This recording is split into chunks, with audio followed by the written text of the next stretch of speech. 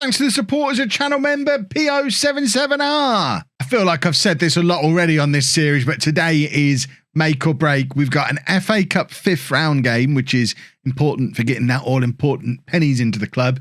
And also, we face top of the table Aston Villa. We've got no chance of catching them, but we do need to beat them to stay in the promotion hunt ourselves, which is something of a challenge.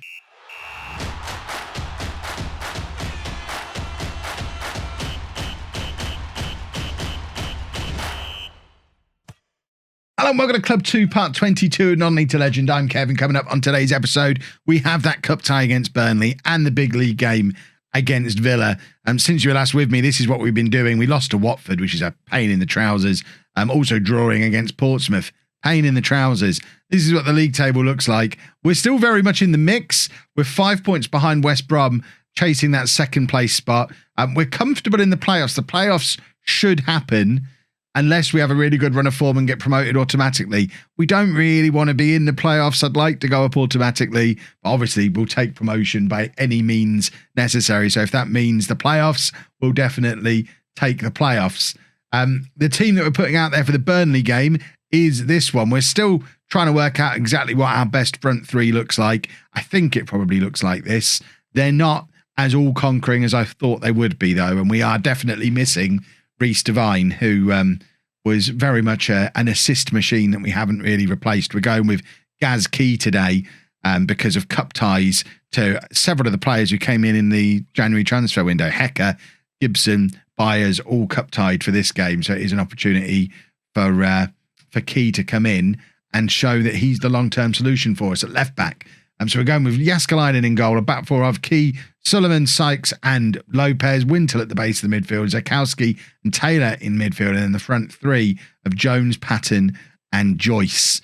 And Burnley are 8th in the Premier League, so they are a decent side. But obviously, we have Premier League aspirations of our own. This time last year, well, actually, it was a little earlier than this. We didn't make it through to the 5th round. But in the FA Cup last year, we faced an Aston Villa side that were already as good as relegated by the time we played them, and we were almost as good as them, but did end up losing. And then you've seen what Villa have done to the Championship this season. So this time around, it would be nice to make us feel better about if we do get promoted and our chances of getting promoted, if we could put on a show against a Premier League side, which we didn't really do last year. A win here would be nice. And Ricky J. Jones has picked up a knock. We're going to monitor the situation. We don't really want to take him off because of how important he is to our attack. But at the same time, he's important to our promotion push as well. And that's more important than FA Cup. FA Cup is just, we're not going to win the FA Cup. Playing in it's just a bit of fun. Jones is in here, and did his injury cause him to hesitate? I guess we'll never know. But we've got a corner. And we've also got an enormous stadium that I don't remember us having last time I went there in real life, with multiple tiers all round, which is lovely to see. Not quite sure when it happened. But Burnley are on the attack here, and it would be nice if we could get a challenge in, and we're not really dealing with this. And it's a soft goal to concede because it should have been dealt with out at left back, and it wasn't. And then the shot from range, I've got to believe Jääskeläinen is better than that. So it's Joyce. Why is Joyce the man who's our right winger is the guy at left back trying to get the tackle in? So we've just got ourselves in a bit of a pickle positionally, and it's cost us there. I am going to bring Morgan on for Jones, I think, because the dugout keeps going on about it, and we need to try and keep Jones fit for the league. And we'll let Joyce take this free kick first, and it's straight at the Burnley goalkeeper. But let's make this change. So Jones is going to come off. Morgan will come on, and Morgan's a winger. So Morgan can switch up to be a winger on that side. And we have to go with a weakened attack, which is not ideal. But Burnley coming down the left-hand side. And again, it's not our right back tracking their runs. They're counter-attacking us when we go forward for corners and free kicks, and it changes our shape. They're attacking us with such pace and purpose that we don't have time to get ourselves reorganised, and they're exploiting the fact that we've got players out of position when they come on these counter-attacks. It's troublesome. They're just dancing through us like we're not there. I mean, none of this bodes well for next year, does it? If we were to get promoted, we're not going to sign 10 players, we're not going to have the money to do that. A lot of these players are going to have to be part of that Premier League team, and seeing how difficult they're finding Premier League opposition, it does suggest that if we go up, we'll come straight back down, which, let's face it, we probably would anyway. We're Peterborough.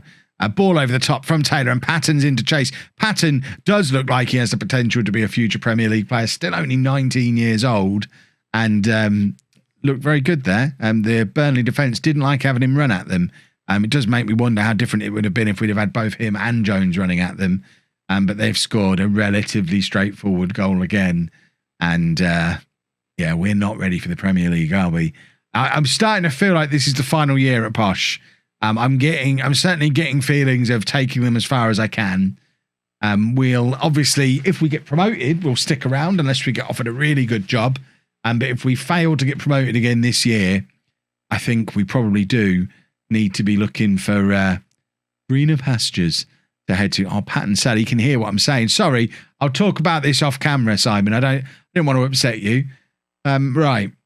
Pump fists. I don't think it's going to make much difference, is it?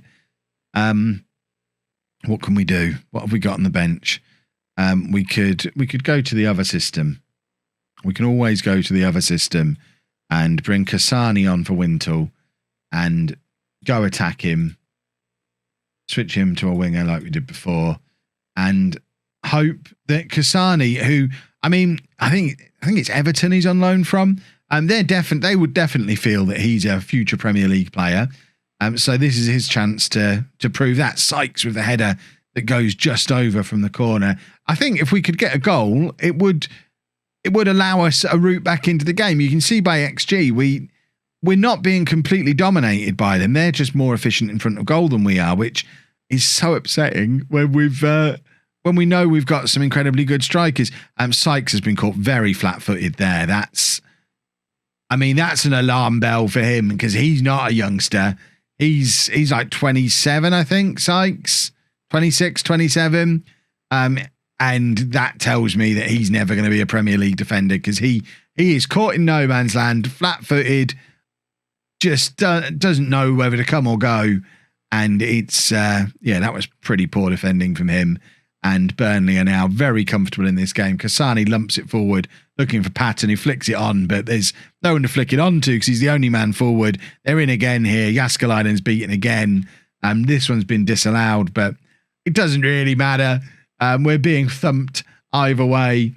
Let's skip the replay. We don't need to keep watching it all happen over and over again. Joyce has done quite well there. Taylor back to Lopez. Cross comes over, but it's dealt with relatively comfortably, and that's the difference between the two sides today. Burnley are very, very decisive in front of goal, and we're not taking our chances. That's a terrible pass from Taylor, and we can't be that sloppy.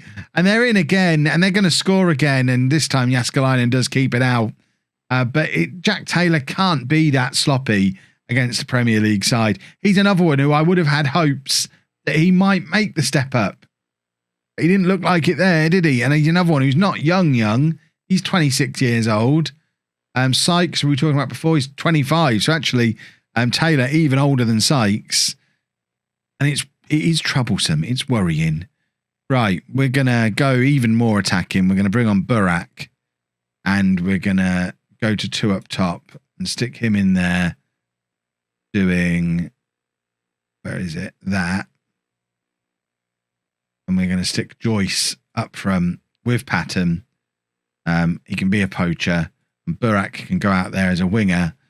And you never know. We might score 3 goals. I'm going to demand more now. I'd just like us to show a little bit of signs of life. We've been rubbish. And I don't like it when we're rubbish because we're better than this. And we haven't looked it today. And it just seems every time we play against a really good team, we crumble a little bit under the pressure. And that doesn't bode well for this game against Villa that we've got coming up because obviously they are a better team than we are. But it's Burnley again, just keeping hold of the ball. They're first to everything. Sullivan does well there, actually. As I'm saying, they're first to everything. He is the first to something. But then we don't do anything with it. We win the ball back and just wastefully give it back to their goalkeeper, Zakowski, to Kasani. who's got options ahead of him. Burak, Joyce, this is a nice move. We've scored a goal. We did an actual football. And you never know, with 12 minutes left to go, it's not impossible that we find a way back into the game. Joyce with a very tidy little finish there, a 6th goal for him since his arrival in January, shows that he is, he might not be the answer, but I think with the 3 strikers that we've got now, if you got those 3 together in 5 years' time, you'd have a formidable front 3. But they're all so young that they're still a little bit inconsistent. And that looked like that was the consolation goal that we were getting. We're not even going to get another highlight. Well, at least we got the money for a cup run. Did I just say I expected them in training tomorrow? What a monster. I'm now going to go and give them all a day off. Ricky J. Jones is out for 3 days, and we play Villa at the weekend. That is a more important game than the one we just played. We've got to win that one. Well, we're going to have to do the rest of this season without Jaskalainen in goal, who has he's done himself an injury, a twisted ankle. I actually said up to 8 weeks initially, so he will be back before the end of the season. Certainly back for the playoffs. But for now, Malden comes back in goal for his first appearances of the season. He was virtually ever present last year, so I don't think he's going to come in and let us down, but it has been a little while since we've seen Louis Malden in the team. And we've also got Jones continuing to play, even though he's not necessarily fully fit. And what's gone on here? What has gone on there? Ridiculous. So, the team for the big game against Aston Villa, Malden in goal, changes to the back four again with Hecker, Gibson, Sykes and Lopez. Wintle at the base of the midfield. Zakowski and Taylor ahead of him. Jones, Joyce and Patton continue to be the front 3. Let's cross our fingers, shall we? I mean, we managed to hold Villa to a draw in the away fixture earlier in the season, but we were in better form at the time. We are struggling a little bit for form at the moment, and I look at Villa with Jack Grealish and Pedro de la Vega as their attackers, and it does worry me a little bit because everyone knows how good de la Vega is. Right, Hecker playing it back to Gibson to Wintle. Zakowski, ball forward to absolutely nobody. That's a terrible attempt at a pass. If you're wondering where Wassel is today, he's away on a little holiday because he's played a lot of football and he's all tired. So we sent him on holiday for 2 of the biggest games of the season. At least he'll be back for the run-in though, which is more important because he is a key player for us. Even though he's only come in on loan relatively recently, he's awesome and we need him. He's our best midfielder by a long shot. Lopez does well to win the ball back there. And now Joyce with a lovely pass over the top for Patton, who's in behind. What an audacious effort from Patton. Part of me thinks he should have just brought it across onto his left foot and hit it really hard, because if you're going to try and be fancy, you've got to hit the target, and he didn't. But it's good to see that he is playing with such confidence again, that he's willing to try stuff like that. Earlier in the year when he was struggling for goals, he wasn't shooting and he wasn't trying that kind of stuff. And now he is again, and it's lovely.